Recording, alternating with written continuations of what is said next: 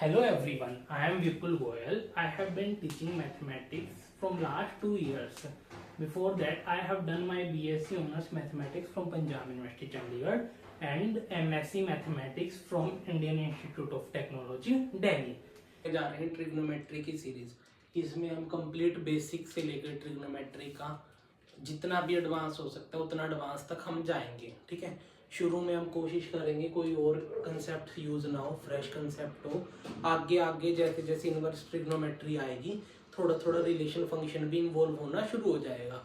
But मैं hint देता जाऊंगा तुम्हें कैसे क्या करना है। ठीक है, बट शुरू में तो बिल्कुल बेसिक से चलेंगे। ठीक है, कोई दिक्कत इसमें किसी को? चलिए शुरू करते हैं। तो ट्रिग्नोमेट्री वैसे मतलब कुछ बच्चे इसको बहुत मुश्किल टॉपिक मानते हैं मैथ्स का, है ना, पर ऐसा कुछ नहीं है, मुश्किल कुछ नहीं है। अगर तुम बेसिक से चलोगे, चीज़ों के प्रूफ्स देखोगे कैसे कहाँ से क्या चीज़ आई, तो तुम्हें मुश्किलें नहीं आएगी। ठीक है, अगर तुम रट्टा मारने की कोशिश करोगे चीज़ों को तो फिर खा जाएगा ये टॉपिक तुम्हें। ठीक है, रट्टा नहीं मारना है, समझ के चलना है, चीज़ों को अच्छे से समझेंगे, सारी चीज़ों को वन बाय वन समझेंगे, धीरे धीरे समझेंगे, कोई जल्दबाजी नहीं करेंगे। ठीक है, और फिर करते जाएंगे। ठीक है, मुश्किल बिल्कुल भी नहीं है। कोई दिक्कत इसमें किसी को? चलिए बहुत बढ़िया, एक्सीलेंट। ठीक है, अब देखो सबसे बेसिक क्या है तुम्हारा ट्रिग्नोमेट्री में। ट्रिग्नोमेट्री शुरू करने से पहले एक शब्द बार बार आएगा ट्रिग्नोमेट्री में, यूज करेंगे हम पाई का, है ना। एंगल तुमने सुना भी होगा छोटी क्लासेस में, एंगल पाई/3, पाई/4, है ना, ऐसे एंगल भी डिफाइन करते होंगे तुम। सबसे पहले तो ये समझ लें ये पाई क्या चीज है, क्या होता है भाई पाई, बताओ। हाँ, अब तुम शुरू कर दोगे सर पाई एक इरेशनल नंबर होता है, सो एंड सो। मैं पूछूंगा इरेशनल नंबर क्या होता है, तुम कहना शुरू कर दोगे नॉन रिपीटिंग, नॉन एंडिंग, है ना, नॉन टर्मिनेटिंग, नॉन रिपीटिंग, ऐसा कुछ बोलना शुरू कर दोगे। ठीक है, बट समझते हैं एक्चुअल में पाई आया कहाँ से। ठीक है, तुम दुनिया में कोई भी सर्कल ले लो। ठीक है, लेट से ये मैंने कोई रैंडम सर्कल बनाया। ठीक है, इसकी जो ये बाउंड्री है इसको मेजर करने का कोई तरीका लेट से तुम्हारे पास है, तुमने मेजर कर लिया। ठीक है, अभी मत कहना सर 2πr होती है। ठीक है, पाई को समझना चाह रहे हैं। ठीक है, 2πr बोल के क्या समझोगे पाई को। ठीक है, इसको मेजर कर लिया तुमने कैसे भी। फॉर एग्जाम्पल लेट से ये थ्रेड से काट, एक कैंची से काट दिया, सीधी कर दी और स्केल के थ्रू मेजरमेंट कर ली। कोई दिक्कत इसमें किसी को? मेजर हो जाएगी। ठीक है, बहुत बढ़िया। एक सर्कल है तो इसका कुछ ना कुछ डायमीटर भी होगा, बताओ। लेट से डायमीटर को d से डिनोट कर दिया।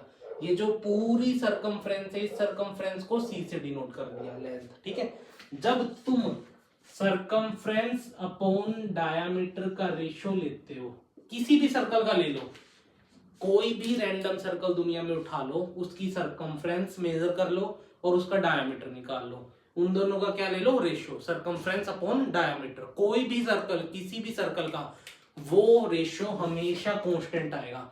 वो रेशियो हमेशा क्या आएगा? कांस्टेंट। और उस कांस्टेंट चीज को हमने नाम दिया है क्या? पाई।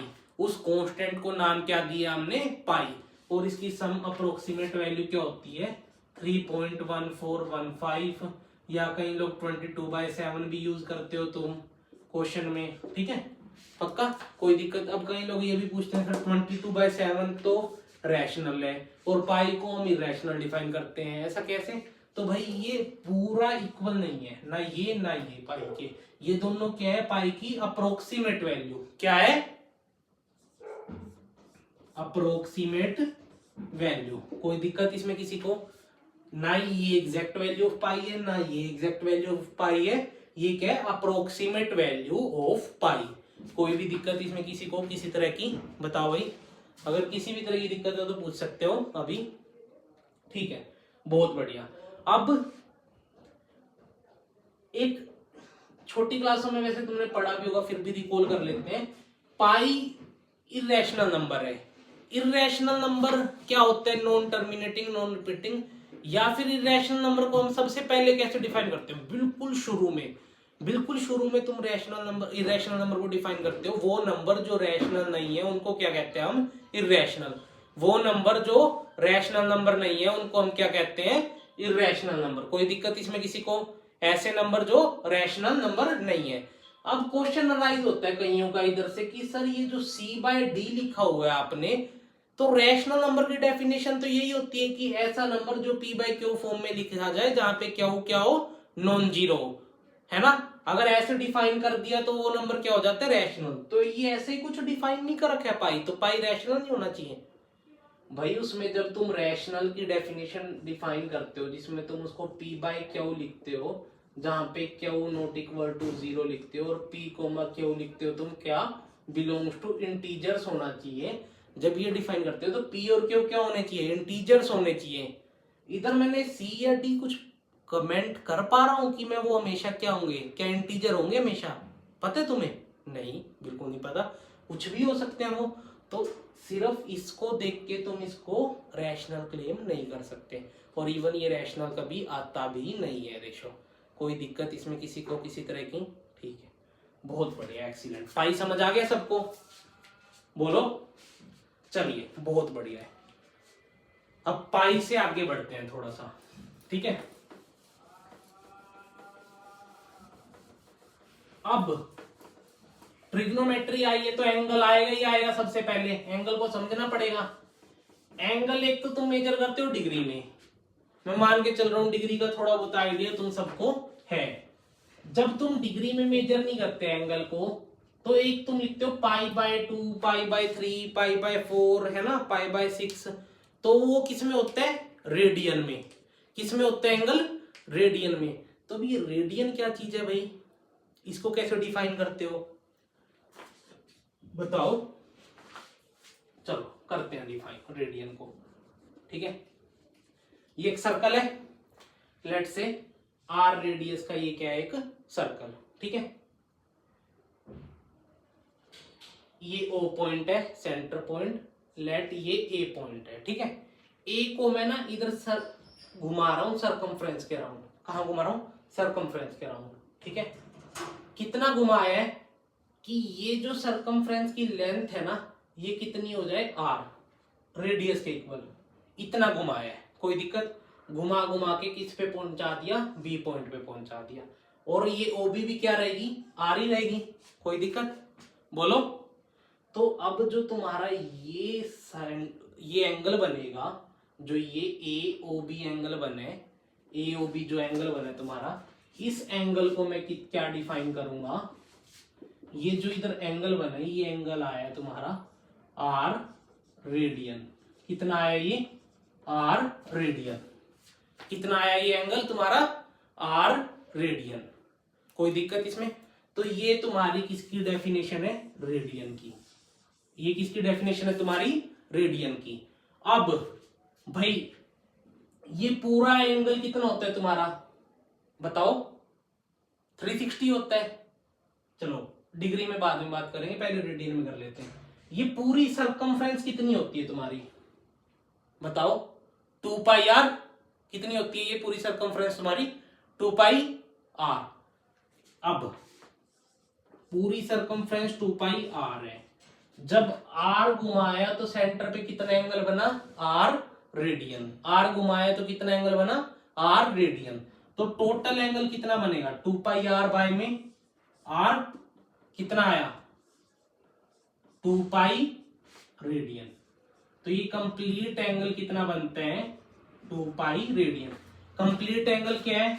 ये सारा। जब मैं इसको पूरा रिवॉल्व कर दूंगा, और पूरा रिवॉल्व करते हैं जब हम क्या करते हैं? पूरा रिवॉल्व करते हैं, तो ये एंगल कितना बनता है डिग्री में मेरा, बताओ? 360 डिग्री। कितना बनता है? 360 डिग्री। इसका मतलब क्या है? 2π रेडियन इज इक्वल टू किसके इक्वल आ गया? 360 डिग्री के। बोलो। 2π रेडियन किसके इक्वल आ चुके मेरा? 360 डिग्री के। अगर मैं ये 2 को उस साइड ले जाके डिवाइड कर दूं, तो पाई रेडियन किसके इक्वल आ चुके मेरा? 180 डिग्री के। बताओ। और अगर मैं इस अगेन 1 रेडियन निकालना चाहूं, कितना आ रहा है मेरा? तो 1 रेडियन कितना आएगा? 180 डिवाइड में पाई के। तो 1 radian is equal to 180 divide में पाई डिग्री। तो डिग्री और रेडियन में रिलेशन क्लियर है अब तुम्हारा? बताओ किसी भी तरह की कोई दिक्कत? तो ये रिलेशन ध्यान रखना है।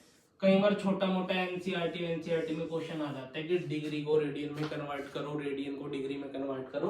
तो ये रिलेशन है तुम्हारा। रिलेशन क्या है? 1 radian is equal to 180 by pi degree, या फिर pi radian is equal to 180 degree, या फिर 2 pi radian is equal to 360 degree. इनमें से कोई भी रिलेशन याद रखो, तुम्हारा काम बन जाएगा।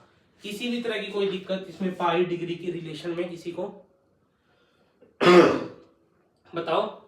चलो अगर नहीं एक छोटा सा क्वेश्चन करें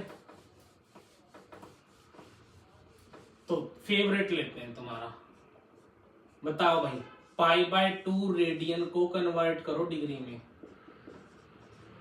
पाई बाय 2 रेडियन को कन्वर्ट करो किसमें? डिग्री में। अच्छा ठीक है, करें? बताओ। चलो करते हैं।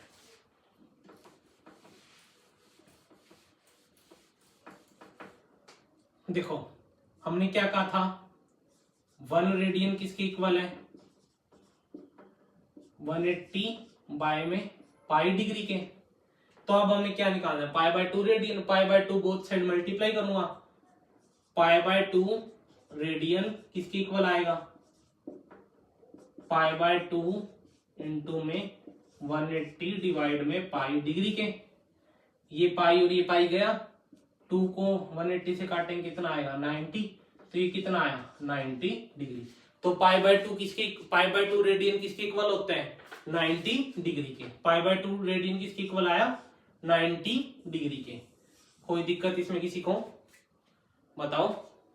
श्योर हो? चलिए फिर बहुत बढ़िया, आगे चलते हैं।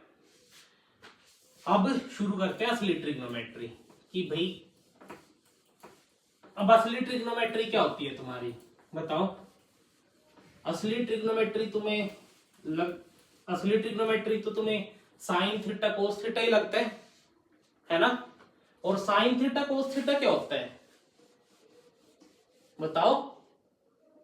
सर साइन थीटा होता है हमारा perpendicular by hypotenuse, cos theta होता है हमारा base by hypotenuse, tan theta होता है हमारा परपेंडिकुलर बाय बेस।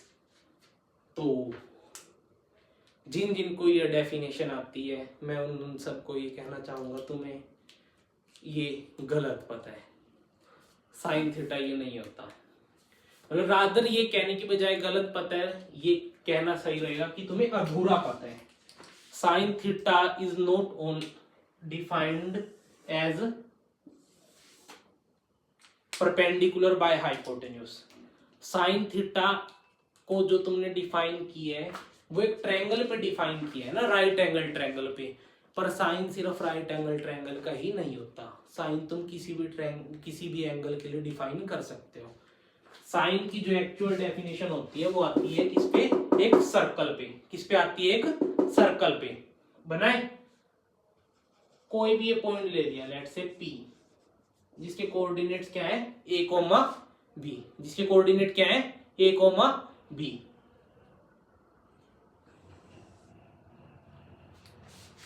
ये रेडियस R है। तो ध्यान से सुनना भाई। अब साइन थीटा क्या होगा तुम्हारा? साइन थीटा क्या होगा तुम्हारा? Y coordinate upon radius of circle.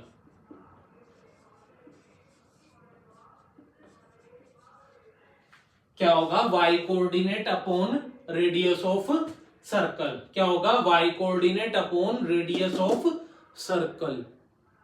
हैरान हो गए? ये क्या लिख दिया सर?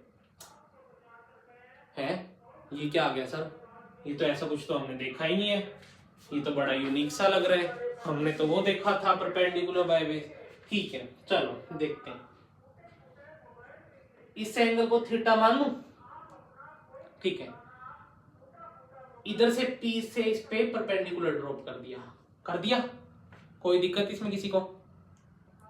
बताओ। ये P के कोऑर्डिनेट्स a, b का मतलब क्या होता है कि ये जो ओरिजिन से x एक्सिस पे मैं कितना चला a यूनिट चला, y एक्सिस पे कितना चला b यूनिट चला, तभी a, b आते हैं। इसका मतलब सिंपल सा क्या है कि भाई ये मैं a यूनिट चल दिया पहले, फिर मैंने उड़ान भरी कितने की, उड़ान भरी कितने की b यूनिट की, यही है ना मतलब। ठीक है, बहुत बढ़िया। इसका मतलब ये लेंथ कितनी है a, ये लेंथ कितनी है b। लेट से ये पॉइंट o था, ये पॉइंट मान लेते हैं q मान लेते हैं। तुम्हें क्या आती है, परपेंडिकुलर बाय हाइपोटेन्यूज वाली डेफिनेशन आती है, लगाओ तुम्हारी परपेंडिकुलर बाय हाइपोटेन्यूज वाली डेफिनेशन साइन थीटा की। इस ये ट्रायंगल बन चुकी है OPQ, एक राइट एंगल ट्रायंगल है, इसका निकालना साइन थीटा। क्या आएगा साइन थीटा, परपेंडिकुलर सामने क्या है b अपॉन में हाइपोटेन्यूज क्या है r। कोई दिक्कत इसमें किसी को? ठीक है, इधर निकालना जो मैंने डेफिनेशन दी है y coordinate upon radius of circle. y coordinate क्या है इस p पॉइंट का बताओ b, रेडियस क्या है इस सर्कल की r, दोनों क्या आए हैं इक्वल। एक्चुअल में जो ये तुम्हारी हम डेफिनेशन पढ़ते हैं छोटी क्लासों में, परपेंडिकुलर बाय हाइपोटेन्यूज, ये क्या है इसी का एक शॉर्ट वर्जन है। इसी का इस डेफिनेशन क्या है एक शॉर्ट वर्जन। जब तक ट्रायंगल मेरी राइट एंगल ट्रायंगल रहेगी तब तक ये डेफिनेशन मेरी परपेंडिकुलर बाय हाइपोटेन्यूज वाली बढ़िया मस्त काम करेगी। जैसे ही मैं ट्रायंगल को राइट एंगल ट्रायंगल से कुछ और ले जाऊंगा, इस डेफिनेशन में दिक्कतें आने लग जाएगी। ठीक है, उसके लिए ठीक है लोग डिफाइन कर देते हैं चीजों को, पर दिक्कत आने लग जाती है, वो सही से डिफाइन नहीं होता। अगर मैं ये डेफिनेशन रखता हूं साइन थीटा की y coordinate upon radius of circle, तो इसमें कभी भी किसी भी तरह की दिक्कत तुम्हें नहीं आएगी। इवन बहुत बड़े बड़े प्रूफ तुम बहुत आसानी से कर दोगे इधर से। ठीक है, तो अब से डेफिनेशन क्या याद रखनी है साइन थीटा की, y कोऑर्डिनेट अपॉन में रेडियस ऑफ अ सर्कल। और किस पे डिफाइन करते हैं हम साइन थीटा कोस थीटा, एक सर्कल पे, एक कोऑर्डिनेट प्लेन के सर्कल पे। कोई दिक्कत इसमें किसी को? साइन थीटा ये आ गया, तो अब कोस थीटा भाई गैस करो क्या होगा, करो गैस क्या होगा बताओ। एक्स कोऑर्डिनेट अपॉन में रेडियस ऑफ आ सर्कल। पक्का? श्योर हो? कोई दिक्कत? देखें फिर से डेफिनेशन से, तुम्हारी पुरानी वाली कोस थीटा की डेफिनेशन से देख लेते हैं एक बार, तसल्ली करा देते हैं, टेंशन क्यों कर रहे हो। कोस थीटा क्या आना चाहिए, बेस बाय हाइपोटेन्यूज। इस ट्रायंगल में आओ फिर से, बेस क्या है a, हाइपोटेन्यूज क्या है r। कोई दिक्कत इसमें? इस डेफिनेशन में आओ फिर से, x कोऑर्डिनेट क्या है बोलो, x कोऑर्डिनेट क्या है a, रेडियस क्या है r, इक्वल आ रहे हैं दोनों, बोलो भाई आ रहे हैं। हजम हो रही है अब तो डेफिनेशन, थोड़ी थोड़ी कर पा रहे हो डाइजेस्ट, बताओ। थोड़ी थोड़ी तो हो रही है सर, ज्यादा नहीं हो रही है ना, कोई नहीं, धीरे धीरे प्रैक्टिस करोगे बिल्कुल तुम्हारे अंदर समा जाएंगे डेफिनेशन, टेंशन मत करो, कोई दिक्कत नहीं। ठीक है बताओ किसी तरह की कोई दिक्कत इसमें किसी को? डेफिनेशन क्लियर है साइन थीटा कोस थीटा की? देखो आगे टेन थीटा वगैरह नहीं लिखवा रहा, टेन थीटा वगैरह तो तुम्हें अपने आप आना चाहिए, क्या आएगा फिर, चलो लिखवा देते हैं, कोई बात नहीं, कई बच्चे हैं जिनको नहीं पता चल रहा। ठीक है, पर टेन थीटा में भी ये सारा काम करके नहीं दिखाऊंगा, इसी फॉर्म में लिखूंगा सिर्फ अब सारे डेफिनेशन।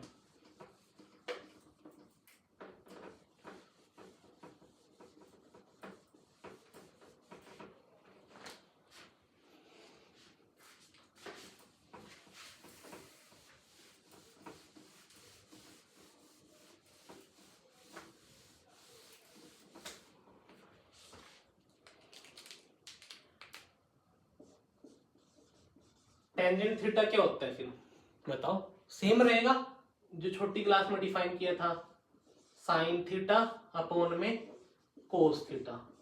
क्या होता है साइन थीटा बाय में cos theta. Sine theta by cos theta करना क्या आएगा, y कोऑर्डिनेट अपॉन में x कोऑर्डिनेट। कोई दिक्कत इसमें किसी को, बोलो पक्का श्योर हो। उसके बाद क्या आता है मेरा कोसिकेंट थीटा। कोसिकेंट थीटा क्या होता है मेरा 1 upon sine theta. 1 upon sine theta क्या आएगा फिर इधर से, उल्टे ही तो करना है, रेडियस अपॉन में, रेडियस अपॉन बोलो भाई y कोऑर्डिनेट। कोई दिक्कत, चलो उसके बाद क्या आता है मेरा सीकेंट थीटा। सीकेंट थीटा क्या होता है मेरा 1 by cos theta. 1 by cos theta में क्या आएगा, इसका उल्टा, इसका उल्टा क्या होएगा रेडियस अपॉन में, रेडियस अपॉन में x कोऑर्डिनेट। कोई दिक्कत इसमें किसी को, बोलो। अगला कौन सा बचा एक, कोट थीटा। कोट थीटा क्या होता है 1 बाय टेंजेंट थीटा या फिर कोस थीटा अपॉन में साइन थीटा, जो कि क्या होगा cos theta upon sine theta क्या करूंगा तो क्या आएगा x कोऑर्डिनेट अपॉन में y कोऑर्डिनेट। कोई दिक्कत इसमें किसी को, क्लियर है सारी डेफिनेशन सबको। अब भी ध्यान से देखो कि रेडियस ऑफ सर्कल तो कभी तुम्हारी जीरो नहीं हो सकती है, तो साइन थीटा और कोस थीटा तो हर वैल्यू ऑफ थीटा के लिए डिफाइन है। पर टेंजेंट कोसिकेंट सीकेंट कोटेंजेंट में देखो नीचे तुम्हारा क्या क्या आ रहा है x coordinate upon cos theta. जब कोस थीटा क्या हो जाएगा 0 तो टेन थीटा क्या होगा नॉट डिफाइंड। कोसिकेंट में देखो 1 अपॉन साइन है, जब साइन थीटा क्या हो जाएगा 0 तो कोसिकेंट क्या होगा नॉट डिफाइंड। सीकेंट में जब कोस 0 तो सीकेंट नॉट डिफाइंड। कोट में जब साइन 0 तो कोट नॉट डिफाइंड। तो ये डेफिनेशन में अलग से लिख लेना, बाकी डिटेल में बात करेंगे इन सब पे जब इनके ग्राफ्स की बात करेंगे। जब इनके ग्राफ की बात करेंगे तो नॉट डिफाइंड के एक्चुअल मतलब कैसे क्या चल रही है पूरी मैथ पे बात करेंगे, ठीक है। किसी तरह की कोई दिक्कत, पक्का श्योर हो, चलो बहुत बढ़िया एक्सीलेंट। आगे चले, अब कुछ एक टेबल बनाते हो तुम लोग, है ना। साइन की वैल्यू होती है उसमें, कोस की वैल्यू होती है ना। एक स्टैंडर्ड सी टेबल बनाते हो सारे, ध्यान है छोटी क्लासों में बनाई दी होगी, पक्का याद होगा भाई। साइन क्या होता है, साइन 0 क्या होता है, बोलो साइन 0 क्या होता है, क्या होता है साइन 0 सर 0। अब मैं पूछ रहा हूं कहां से आया ये 0, बताओ। साइन 0 0 क्यों हुआ। फिर एक बात करते होंगे साइन 90 क्या होता है सर 1। कहां से आया साइन 91, बताओ, करें बात थोड़ी सी। देखो अब तुम सोच रहे होंगे सर हमें पता है सर साइन 0 0 होता है, साइन 91 होता है, हमें सारी याद है सर, क्यों बात कर रहे हो। देखो जब चीजें तुम्हें पता लगती है कहाँ से आ रही है, हर चीज का तुम ये देखते हो कि कहाँ से आ रही है क्यों आ रही है, तो उससे तुम्हारा ना आगे मैथमेटिकल माइंड स्ट्रोंग होता है। तुम आगे जो क्वेश्चन आएंगे ना, देखो कभी भी आईआईटी में कोई भी क्वेश्चन आता है तो वो पिछला रिपीटेड क्वेश्चन नहीं आता। आईआईटी देती है फ्रेश क्वेश्चन। फ्रेश क्वेश्चन के लिए तुम्हें चाहिए बेसिक स्ट्रोंग, ना कि तुम्हें बहुत ज्यादा ज्ञान होना मैटर नहीं करता। तुम्हें जो चीजें आती हैं वो अच्छे से आनी चाहिए, तुम्हारी थिंकिंग एबिलिटी अच्छी होनी चाहिए। जब तुम इनका पीछे लॉजिक समझोगे ये चीजें कहाँ से आई, तो तुम्हारा लॉजिकल माइंड स्ट्रोंग होगा, ठीक है। कोई दिक्कत इसमें किसी को, चलो बहुत बढ़िया। फिर बात करें, देखो साइन की फिर डेफिनेशन से चले। जब साइन 0 निकालने कुछ नहीं पता तो कहाँ आए, किसकी शरण में जाए, डेफिनेशन की। डेफिनेशन किस पर डिफाइन करी हुई है हमने तो एक सर्कल पे डिफाइन करी हुई है, ठीक है, सर्कल पे डिफाइन करी हुई है। तो अब ये बताओ साइन 0 का मतलब क्या है कि भाई जो हम ये एंगल बनाते हैं, ये थीटा वाला एंगल, ये क्या होना चाहिए 0 होना चाहिए। ये 0 होना चाहिए, इसका मतलब ये एंगल 0 कब होगा, जब पॉइंट सर्कल पे इधर लाई करेगा। ए पॉइंट ये होना चाहिए, है ना, जब इधर लाई करेगा तभी है ना, कोई मूवमेंट ना हो। और इस पॉइंट के कोऑर्डिनेट्स क्या होते हैं, देखो कुछ x,0 होंगे इस पॉइंट के कोऑर्डिनेट, मानते हो कि नहीं। और ये x भी किसके इक्वल होगा, रेडियस के इक्वल नहीं होगा, r के, है ना, जितनी रेडियस है सर्कल की, मानते हो, कोई दिक्कत। अब निकालना, साइन क्या डिफाइन किया हुआ है तुमने, y कोऑर्डिनेट अपॉन में रेडियस, y कोऑर्डिनेट अपॉन में रेडियस। और इसका y कोऑर्डिनेट क्या है बताना, 0 अपॉन में क्या आएगा, रेडियस r। 0 अपॉन r क्या होता है, 0 के इक्वल होता है। तो हेंस साइन 0 किसके इक्वल आ चुका है, मेरा 0 के इक्वल आ चुका है। कोई दिक्कत इसमें किसी को, बताओ। अब 90 निकाल लो भाई, अपने आप निकालो क्या होगा, बताओ भाई। 90 के लिए ये पॉइंट को क्या करना पड़ेगा, घुमा के इधर ले जाना पड़ेगा, तभी ये 90 डिग्री एंगल बनेगा। और इस पे y कोऑर्डिनेट क्या होता, मेरे इसके कोऑर्डिनेट्स क्या होते हैं, x की वैल्यू तो 0 रहेगी, ये कितनी है, रेडियस r है, तो r आएगा ये पॉइंट भी। तो क्या आएगा, y कोऑर्डिनेट अपॉन में रेडियस होता है साइन, y कोऑर्डिनेट क्या है r, अपॉन में रेडियस कितनी है r, r और r कैंसिल आउट होके देंगे क्या 1। तो साइन 90 कितना आ चुका है मेरा 1। कोई दिक्कत इसमें किसी को, पक्का श्योर हो।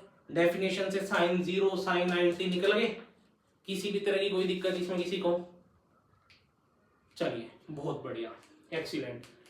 इनके साथ में अब कोस भी देख लें, कोस की वैल्यू भी क्या होगी, पता भी होगा तुम सबको, ये किसके इक्वल होता है, कोस 90 के। ये क्या है तुम्हारा, कोस 90, है ना। और ये किसके इक्वल है तुम्हारा, कोस 0। ये किसके इक्वल है तुम्हारा, कोस 0 डिग्री, ठीक है ना, है कि नहीं। और इनकी वैल्यू कैसे आएगी बताओ डेफिनेशन से, कोस 0, कोस 0 मतलब ये x कोऑर्डिनेट अपॉन में रेडियस, x कोऑर्डिनेट कितना है r, अपॉन में रेडियस कितनी है r, r अपॉन r कितना हो गया 1। तो कोस 0 कितना आया 1। कोई दिक्कत इसमें किसी को, पक्का श्योर। अब कोस 90, कोस 90 के लिए इधर आओ, x कोऑर्डिनेट अपॉन में रेडियस, x कोऑर्डिनेट कितने हैं 0 अपॉन में r, 0 अपॉन r कितना होता है 0। तो कोस 90 कितना हो गया 0। कोई दिक्कत इसमें किसी को, पक्का श्योर हो, चले आगे, चलिए बहुत बढ़िया, एक्सीलेंट। अब अपने आप ट्राई करो एक बार को साइन 30 की वैल्यू निकालने का, साइन 30 साइन 60 करो कोशिश, कैसे निकाल लेंगे, करो भाई फटाफट करो कोशिश। साइन 30 साइन 60 कैसे सोच सकते हो, चलो देख लेते हैं एक बार, किसकी वैल्यू निकालना चाह रहे हैं, साइन 30 की साइन 60 की, ठीक है। एक छोटा सा काम करूं, थोड़ा सा डेफिनेशन से हटते हैं, एक बार ट्रायंगल पे आते हैं।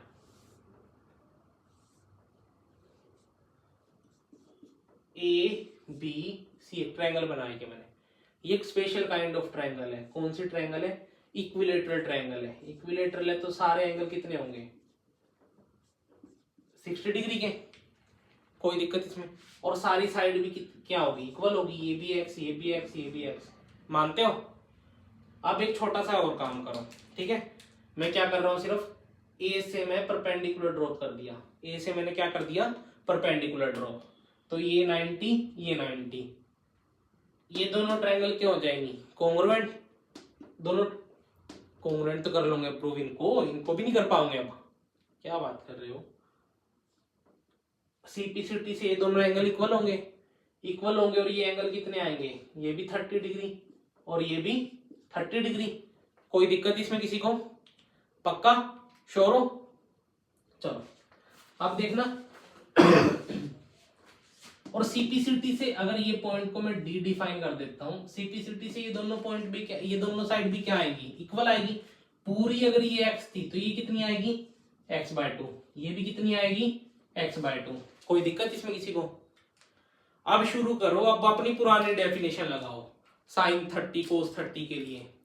लगाओ अपनी पुरानी डेफिनेशन। 30 डिग्री है, साइन 30 राइट एंगल ट्रायंगल है, क्या होता है बताओ भाई? Perpendicular by hypotenuse. Sine 30 perpendicular कितना है तुम्हारा x/2, हाइपोटेन्यूज कितनी है तुम्हारी x। साइन क्या होता है? Perpendicular by hypotenuse. परपेंडिकुलर कितना है इस ट्रायंगल के केस में? x/2। हाइपोटेन्यूज कितनी है?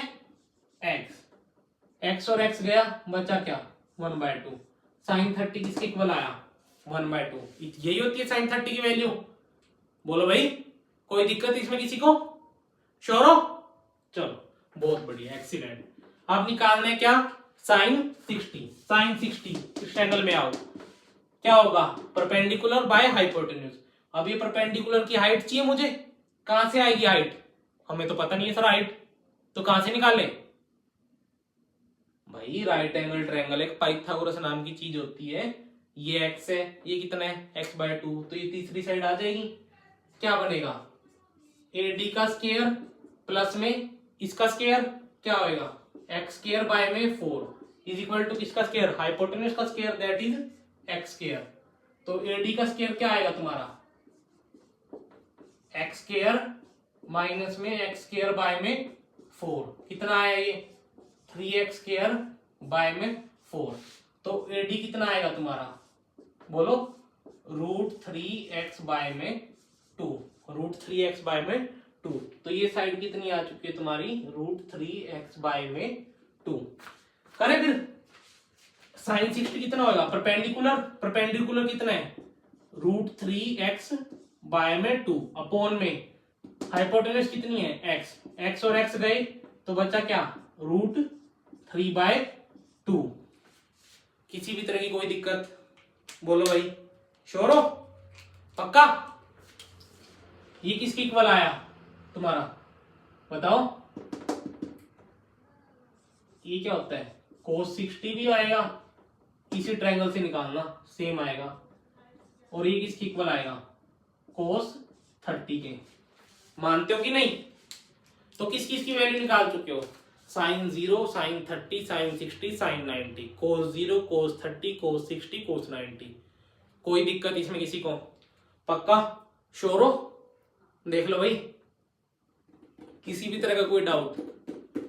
करा क्या प्रोसेस, क्या करा है? एक इक्विलेटरल ट्रायंगल बनाई, एक वर्टेक्स से परपेंडिकुलर ड्रॉप करा, उसके बाद ट्रायंगल्स की प्रॉपर्टी यूज करी और पुरानी वाली डेफिनेशन यूज करी हमारी साइन थीटा कोस थीटा वाली। क्यों यूज करी? क्योंकि ट्रायंगल बन रही थी, राइट एंगल ट्रायंगल बन रही थी, इसलिए यूज कर पाए।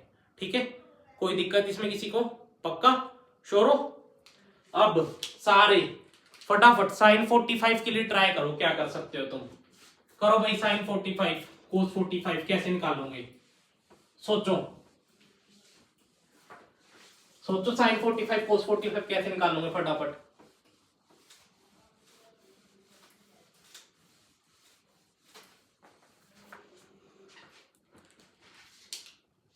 चलो देखते हैं, फिर से ट्रायंगल बनाएंगे। थोड़ी ज्यादा ही छोटी सी बन गई है, कोई बात नहीं, काम चला लेते हैं, बना लेते हैं, बड़ी बना लेते हैं भाई।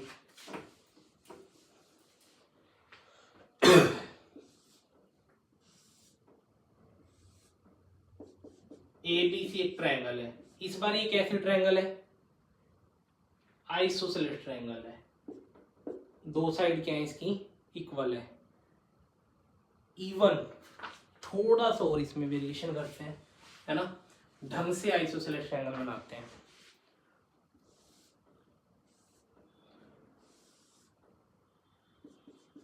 ABC एक राइट एंगल आइसोसेलेस ट्रायंगल है। क्या है? एक राइट एंगल आइसोसेलेस ट्रायंगल, मतलब ये साइड और ये दोनों साइड क्या होंगी? इक्वल।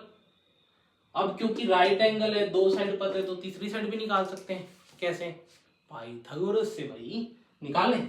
तो x का स्क्वायर प्लस में x का, किसके इक्वल आएगा तुम्हारा? AC के स्क्वायर के। कितना आया ये? 2x square is equal to AC square. AC कितना आया इधर से तुम्हारा? √2x कितना आया √2x। कोई दिक्कत इसमें किसी को? पक्का श्योर? अब निकालो।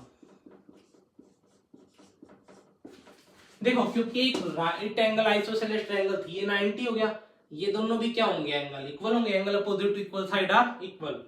तो ये एंगल भी कितना आएगा 45, ये एंगल भी कितना आएगा 45।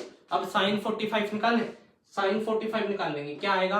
परपेंडिकुलर बाय में हाइपोटेन्यूज। परपेंडिकुलर कितना है मेरा x, हाइपोटेन्यूज कितनी है मेरी √2x। x और x गया, बचा क्या 1/√2, और ये किसके इक्वल आएगा cos 45। cos 45 भी निकाल के देख लो, cos 45 बेस x बाय में हाइपोटेन्यूज x/√2x, x और x गया 1/√2 बचेगा। कोई दिक्कत इसमें किसी को? बोलो। तो अब तुम्हारे पास साइन और कोस के लिए सारी स्टैंडर्ड वैल्यू आ चुकी है, आ चुकी है, मानते हो? 0, 30, 45, 60 और 90 के लिए टेंजेंट, कोसिकेंट, सीकेंट, कोटेंजेंट सारी तुम अपने आप लिखोगे। क्यों? क्योंकि साइन कोस तो आपस में डिफाइन नहीं होते हैं सीधा सीधा। टेंजेंट क्या होता है? Sign by cos. कोसिकेंट क्या होता है? 1/sin। सीकेंट क्या होता है? 1/cos। कोसिकेंट क्या, कोटेंजेंट क्या होता है? cos by sin। तो जब साइन कोस की वैल्यू आ चुकी है तो टेंजेंट, कोसिकेंट, सीकेंट, कोटेंजेंट के लिए भी वैल्यू आ जाएगी। कोई दिक्कत इसमें किसी को? पक्का श्योर? चलो देखो, इसमें हमने ये लेक्चर इधर ही खत्म करते हैं, आगे कंटिन्यू करेंगे अगले लेक्चर में, ठीक है। चीजें क्या देखी अभी तक? चीजें देखी हैं जो तुम छोटी क्लासों में अपने बचपन में पढ़ते आ रहे हो, वही बस थोड़े से और अच्छे तरीके से। अच्छे तरीके से कैसे? कि साइन कोस की हमने एक बड़ी डेफिनेशन देखी, अपवर्ड वाली डेफिनेशन देखी, ठीक है। पर्टिकुलर केस नहीं देखा, सिर्फ पर्टिकुलर ट्रायंगल वाला केस नहीं देखा है, ठीक है। दूसरा कि भाई साइन 0 की वैल्यू, साइन 30 की वैल्यू, साइन 45, साइन 60 ये वैल्यू कहां से आई, कैसे बना सकते हैं हम, ठीक है। इनके पीछे का मैथ क्या लगा, ठीक है। कोई दिक्कत इसमें किसी को? हर चीज के पीछे का मैथ जानने की कोशिश करो। जब तक हर चीज के पीछे का मैथ जानने की कोशिश नहीं करोगे, मैथ में अच्छे नहीं बन पाओगे, ठीक है। कोई भी किसी भी तरह की दिक्कत इसमें किसी को? चलिए बहुत बढ़िया, excellent, thank you so much.